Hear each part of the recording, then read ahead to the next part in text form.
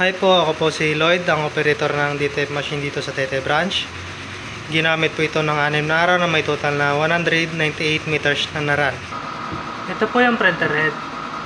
Yung colored po, pinalitan po noong January 10, 2024. Ito naman po yung capping na may 80% good condition. Next po, head clean.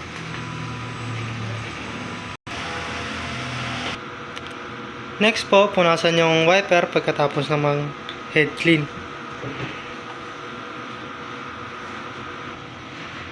Next po, nozzle test. Yan po, buo naman po yung kulay. Ang ink tank level po ay tama lang. Ang waste tank naman po ay nililinis tuwing Sabado. Dito naman po yung ground wire. At dito naman po yung ABR. Dito naman po nakalagay ng aking mga stocks. Ito po yung para sa inyo supplies. Ito naman po yung para sa unused. Yan po, tama lang po sa CMYK. Dito naman po yung sa white, sa powder, at cleaning solution. Dito naman po yung film. Dito naman po yung daily output record. Yan po, updated naman po. Dito naman po yung consumable monitoring.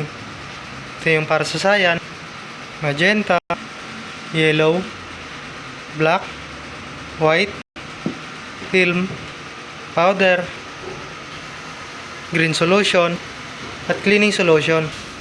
Dito naman po yung daily checklist. Yan po, updated naman po. Yan lang po, marami pong salamat.